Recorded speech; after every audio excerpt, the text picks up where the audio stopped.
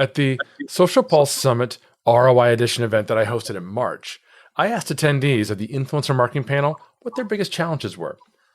31.8% reported that measuring and proving ROI was their greatest challenge, while 22.7% said finding and working with the right influencers was their Achilles heel. Does that resonate with you? Perhaps you too have struggled to find great influencers to work with, the kinds of influencers whom you can rely on to follow through on campaigns and drive real revenue. Well, that's what we're covering in today's episode of Partnership Unpacked.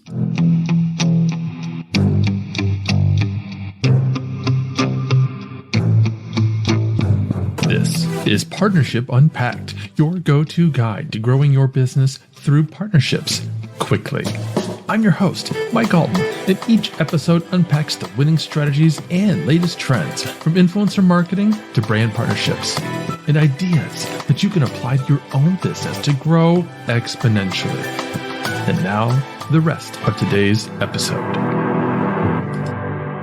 Welcome back to Partnership Unpacked, where I selfishly use this time to pick the brains of experts at strategic partnerships, channel programs, affiliates, influencer marketing, and relationship building. Oh, and you get to learn too. Subscribe to learn how you can amplify your growth strategy with a solid takeaway every episode from partnership experts in the industry.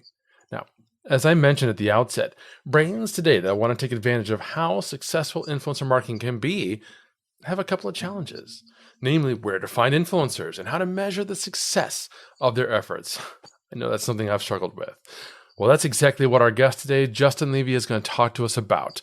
Justin Levy is currently head of influencer marketing and community for Demandbase. And as part of his role, he leads a private community revenue circle that's designed for senior executives in sales and marketing roles.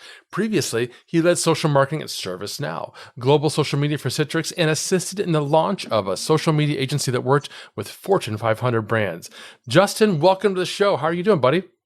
I am doing well. Today, as we record this, is our first day in the 70s here, so I'm very happy about that. I can completely relate. Here in St. Louis, I think this is day 2 in the 70s. So we're just 24 hours ahead of you. Great weather all week. This is fantastic. Let's start by sharing more about the role that you're in today. Tell us about Demandbase and that role and the kind of influencer marketing that you do there. Sure. So Demandbase is a company that is focused on how to help transform B2B companies with their go-to-markets, right? So how can we make them smarter using our tools? And as you mentioned at the outset, my role is in lead and influencer marketing as well as community on our behalf. So coming up with creative influencer marketing campaigns as appropriate for the launch of products or just one-offs to help bring about Demandbase's name and keep it front and center with people. Cool. So now, as I mentioned at the outset, a lot of brands are struggling with just how do we find influencers, particularly B2B influencers. I mean, B2C, let's admit, it's a lot easier. Most of us know who the B2C influencers are. We see the people in our feeds, touting wares and building great fan bases, and that's fine. But when it comes to B2B, it's a little harder. So at Demandbase, how do you identify and reach out to new potential influencers? I think it's in multiple phases, right? So when we go to start a campaign, we decide on what that persona is going to be. So if what we're going to target as an organization is, say, for example, the sales persona right now, or multiple personas under sales, so SDRs, AEs, sales leaders, sales ops, rev ops, for example, we'll then use LinkedIn as the primary platform, this primary social network, to research folks that are within those positions and or roles to understand who is really influential. And when we look at that, we don't just look at followers. So it doesn't matter if you have 500,000 followers or if you have 5 followers. It's really, what is your role within that conversation? So do you have engagement on your content when you publish something? Are you engaged in other content, other conversations that are happening on that topic? So for example, if we do use sales as a topic, Are you a thought leader in sales so that when you share sales related content, do you have a lot of engagement on it and not just likes and things of that nature, but are people commenting? Are you engaged with them? But also, one step further, are you commenting on other profiles, on other status updates that are part of that sales conversation as well? So we'll gather those individuals and then we go through more fine tuning and pruning of that list to get it down to whatever that target size for that campaign is. I just want to underline two things that you mentioned that I think are so important for everybody listening today. If you are in the B2B space and you want to work with influencers, number one, your first and foremost platform should be LinkedIn. And number two, don't worry about follower count. Look at the engagement, something we've talked about in previous episodes with Leo and Goldie Chan and Gordon Glenister, where we're saying, look at the brand fit, look at the engagement, look at the style, look at how people are commenting with their own audience and how they're interacting with other influencers and brands in the space. That's how you're going to know whether or not an influencer is a good potential fit. Thank you for bringing that up. So once you've got some great influencers, Justin, what are some examples of the kinds of marketing campaigns that you guys run with influencers?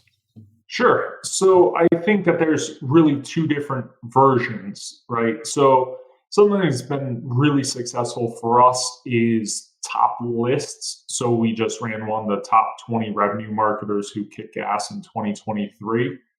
And with the top list, a lot of people that are involved in this space in B2B tech or what have you, you'll see them not think highly of listicles, right? Oh, it's just some list. You can be top 25 or top 50 anywhere.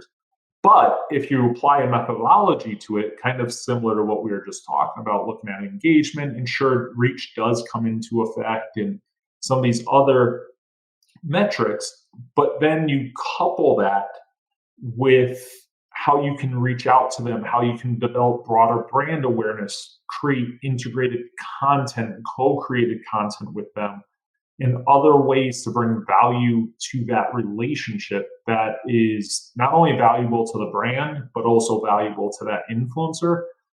A list doesn't just become a listicle, right? So we're not publishing a list and just putting it out there and then moving on.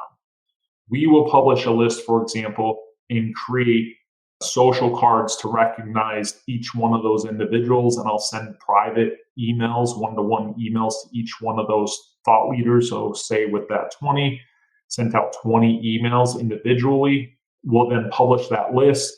We'll engage on every piece of content that we see be published, both myself and our brand. We'll then go back to them, for example, to publish an ebook. So I'll pose a question to them that's relevant to that campaign, take all their responses, we'll develop an ebook. I'll then have quote cards created for them. I'll go back out to them now and give them their social card that has their quote or a truncated version of their quote. Publish the ebook. They'll help generate awareness around that now. And then we'll usually find other opportunities to create content with them, whether that's blog posts or our podcast. I'll invite them into Revenue Circle, depending on what level within their company they are. And so it just forms this deeper bond. And at the same time, it gives them the opportunity to, showcase their expertise and tell their audience why they're being recognized. So that's one thing we do, if you want to call that kind of the digital touch. But then we try to come up with more unique campaigns that help us stand out. So last year, in the beginning of 2022, we relaunched our brand. And as part of that, we knew that we wanted to do something different for the brand launch. We didn't just want to come out with a new logo and some new colors and a new website and all the different activities and activations that typically would happen. So we developed a superhero comic. And the idea behind that was we were just developing and launching a new mascot. So we had this mascot pair up with these superheroes to fight against spam, because we were coming out with this concept of unspam your brand and, the underlying message of that we help with that. So we had this interactive infographic. As you scrolled it, different influencers flew in literally and had their quotes and had content that they then developed to help launch it.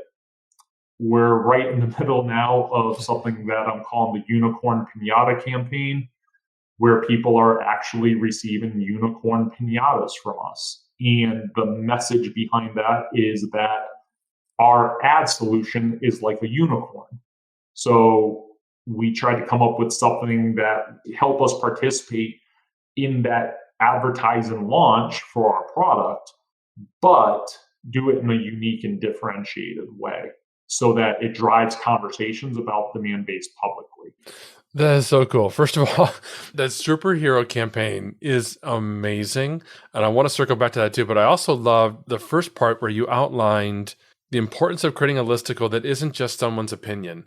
You know, they're basically not just going out and finding the biggest names in the industry and tagging them to try and get some favor from them.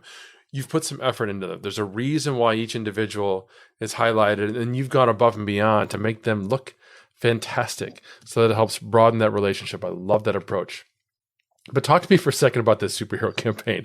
Was that time consuming? Did you have to go to an outside agency to create this kind of an interactive graphic? Because I'm imagining, okay, I can't do that in Canva, so I don't know how it would done. How did you guys pull that off?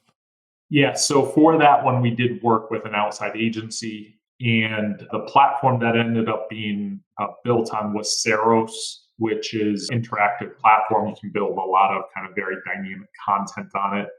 But we did work with an outside agency just because it was such a large project that they helped us work with the influencers and streamline all the content creation and all the graphics that had to be designed and all the kind of comic related stuff. They actually had someone that wrote comics on staff that helped us write the content. So just because of the full scale, that took 3 or 4 months of work on that. So we had to bring in someone from the outside to help us with it. I'm just envisioning, you know, these classic Batman, you know, comic things where it's just bam, pow, and that's the comic writing. Obviously, you needed more than that. So you're building out intense comic book. You're creating listicles and working with influencers on ebooks and blog posts and other kinds of campaigns. You're sending out pinatas. How do you figure out the ROI on all this crazy activity? I think it's a few different ways, right? So one of the easiest to understand is certainly brand awareness. That's basic. You can measure reach and engagement and some of those measurements that you can either do manually, very time consuming, but you could do it, or if you use a tool, certainly they'll help you with that. But you can also look at things like, are you driving downloads of an ebook or of another piece of content, registrations to a webinar, you know, areas where you are going to get lead contact info, which then obviously you can, you know, see through the funnel. If you're working with a paid influencer, if it's not just a pure organic campaign, I do believe in something called CPE, and that's called cost per engagement. And it's the only way that I know that you can standardize the engagement across all influencers that you work with. Because right now, there isn't some standardization out there. You have X thousands of followers and you have X engagement, therefore your stated price is this, right? It's not a SaaS tool where if you need 0 to 10 seats, this is what it's going to cost you. And if you need more, it's going to cost that. So that becomes really hard. CPE kind of normalizes that. So it's how much did you pay this influencer and how much engagement did you get? So you might pay $50,000 and get 10 engagements. You may have paid this other person $5,000 and gotten 500 engagements. So it helps you to normalize that and see that across all the influencers that you worked with in that paid campaign. That is so interesting. I've actually not heard that approach before. And we've had a lot of conversations just in this podcast alone about influencers and measuring influencer marketing at Agorapulse. I just had a meeting with our data team this morning because what we want to see is how much revenue are we driving from our different partners? Now, for us, partners mean a lot of different things. It could be influencers like this. It could be affiliate partners. It could be brand partners. It could be sales partners. But we're trying to come up with our own internal reporting that shows, hey, this is what we're doing. Now, it helps that at Agorapulse, our tool actually does a lot of this for you. So I'm going to share with you a message from our CMO at Agorapulse so that you can at least get a sense for how you can improve your social media measurement of ROI.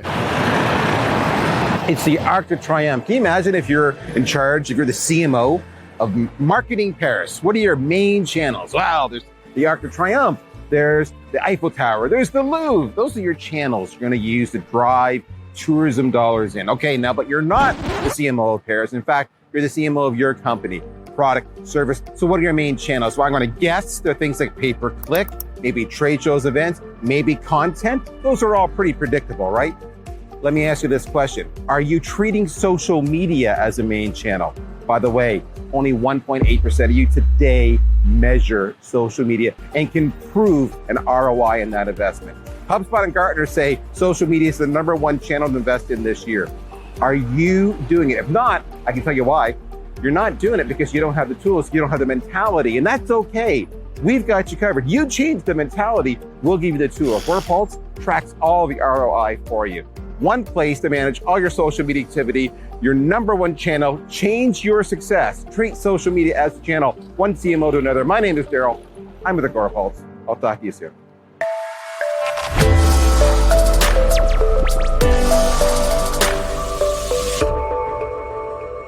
All right, so Justin, we're talking influencer marketing, and I know a campaign like Unicorn Pinatas you just can't go wrong with that. But I also suspect that some of the campaigns you've run in the past maybe haven't gone quite so well. What are a couple challenges, or maybe, like I said, some campaigns or initiatives that just didn't work out that well? I think natural challenges for people are misaligned values to either what they're going out for or to what the brand was looking for. So if the brand is looking to, for example, drive demand of a product or a webinar or something of that nature, and the influencer campaign is just to drive awareness, and that awareness might just be of the brand, not driving traffic back to the website or something of that nature. Well, those are misaligned values in misaligned direction. So no matter how successful that influencer campaign might be, it's not going to translate into success based on what the business was looking for. I think another area too that can usually hem people up is in paying or not paying influencers.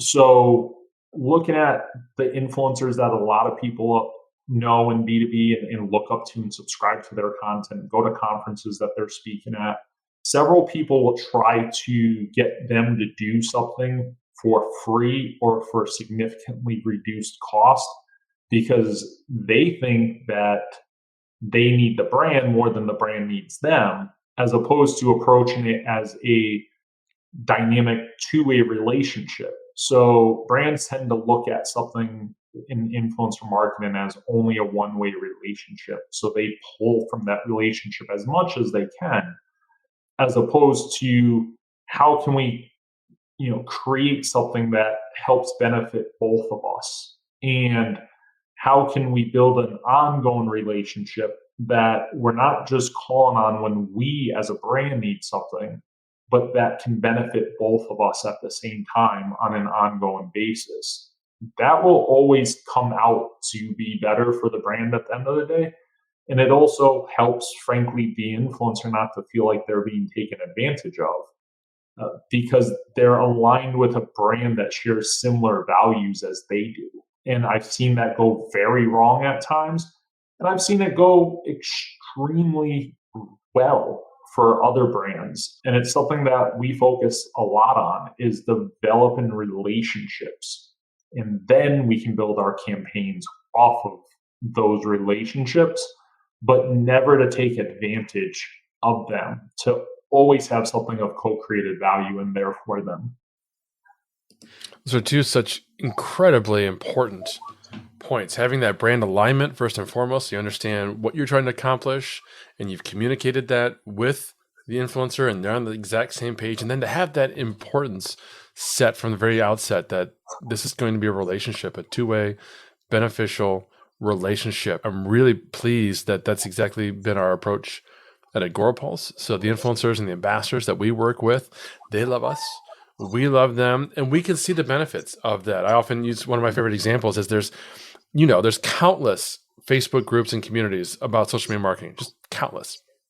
And every day in one of those groups somewhere, somebody asks, hey, what social media management tool should I use? And 5 or 6 years ago, you would have seen this mixmash levy of responses, but today it's Agorapulse. And it's our friends, it's our ambassadors, our influencers that are just piling on authentically, genuinely. I'm not paying them to go into groups and say Agorapulse in response, but they do it naturally because there's that relationship there.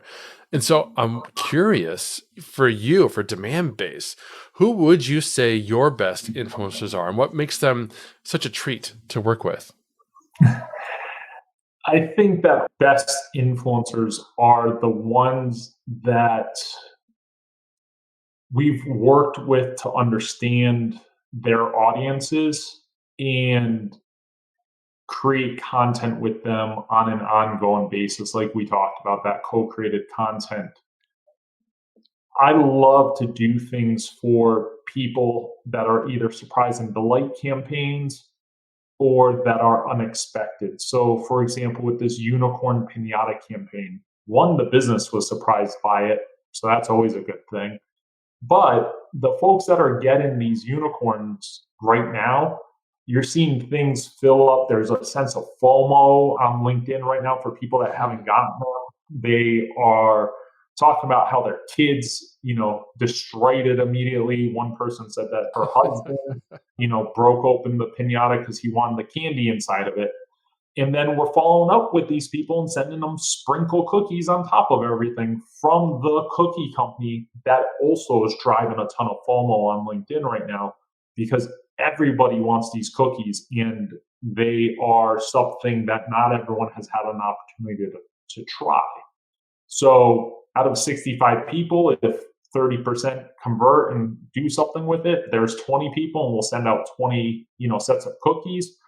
And hopefully, 10 more of those people will share the cookies. So we've gotten a kind of a double whammy out of that, right? But the goal isn't to sell people on that. The goal is, we obviously want them to come download the ebook and read it and gain something of value from it. If that turns into a sale, that's always a good thing. But the goal of this is to create something fun, to create that sense of FOMO, to have those people say, this is a really cool thing that Demand Base is doing. This is something that's out of the box marketing. This is something that we would have never thought of, because that generates positive brand awareness for the company. It shows that B2B isn't boring, doesn't need to be, and it humanizes the company, right? So to send a pinata to someone that has kids, Demand Base has now had a positive impact on that person's day or made their week a little more fun. That is better to me than, doing some boring campaign just to try to sell our wares. We certainly have to do things to obviously sell our product, just like all of us do, but you can do it in creative ways that aren't just finding the biggest names in the space and throwing money at them, because they don't even want to do that. So even with the kind of quote unquote big names that we work with them to come up with something fun. So I'll give you a brief example. Jay Bear, who's a really good friend of mine, usually you have to see him on some keynote stage or, whatnot. Within Revenue Circle, our private community, like you mentioned at the top, he has a show there, and you can only get it if you're a member of Revenue Circle. And he shoots a video asking a question about sales and marketing because it's for a community for sales and marketing executives. And he chooses the best answer on a weekly basis, and he sends them a bottle of tequila, of all things, this isn't like, hey, I'll send you a copy of my autographed book or whatever, or just nothing. But Jay is the number 2 tequila influencer in the world because he's a tequila sommelier. His house is full of tequila. Brands want to work with him. He's doing all sorts of cool stuff integrated into his keynotes and his private consultations and things of that nature.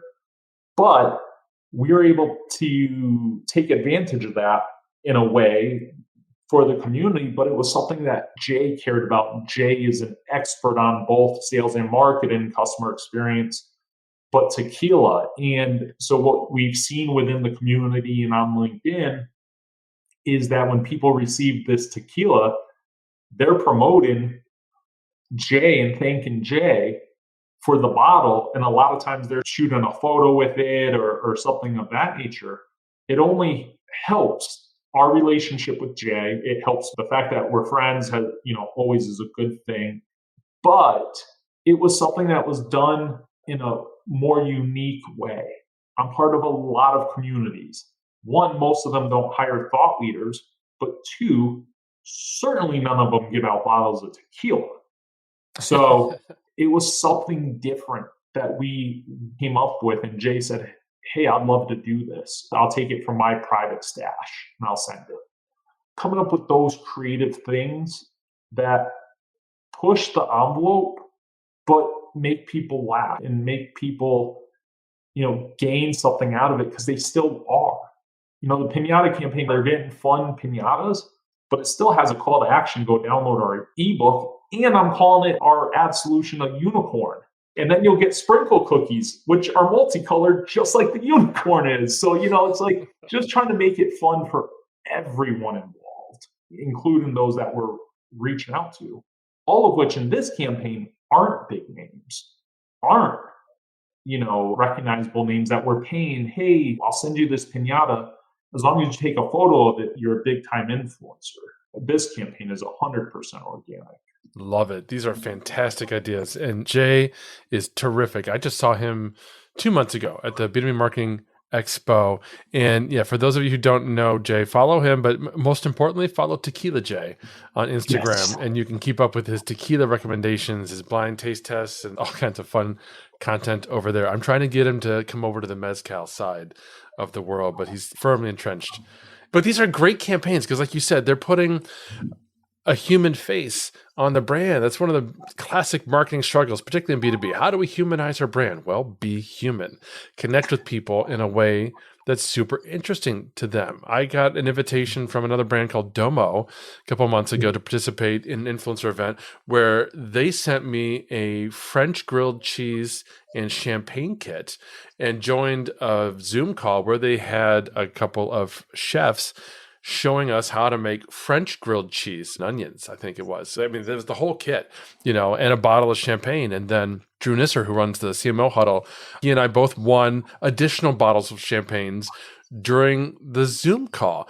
So it's really interesting. Jason Falls tells stories the same way about bourbon tasting. It doesn't always have to be alcohol. I don't know why that's a theme. But the point is you're having these great personal human connections and you're not just shipping out another report or an ebook. Exactly. So that's fantastic. Love that. What other advice would you give influencer marketing leaders, particularly for other B2B brands like Demandbase?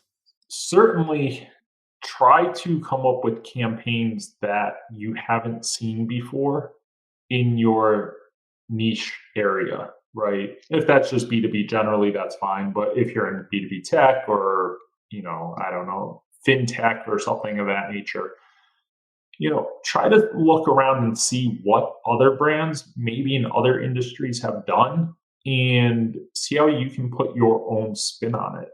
A lot of campaigns don't have to be expensive. We're not spending tens of thousands of dollars on this campaign that we keep referencing, right? The Unicorn Pinata campaign. But it's creative. With every campaign that I come up with or that our team works on, I try to think of, would this be case worthy? Would I take this and submit this for an award at the end of the day? Content marketing, industry award or, something of that nature. if you can't answer that question, you probably shouldn't run that campaign, because you're not going to position the company in a positive light, besides like you said, just sharing another ebook, white paper, webinar, what have you. And you certainly, as we talked about, have to have alignment. So before we've run any of these campaigns, we've briefed those that are involved. They're aware, so that it is an integrated campaign. Our teams take the content that we're creating, have created, what have you, and they include it in the other campaigns that they are communicating out, or the content that they're creating, so that it is integrated across everything that our marketing team is doing.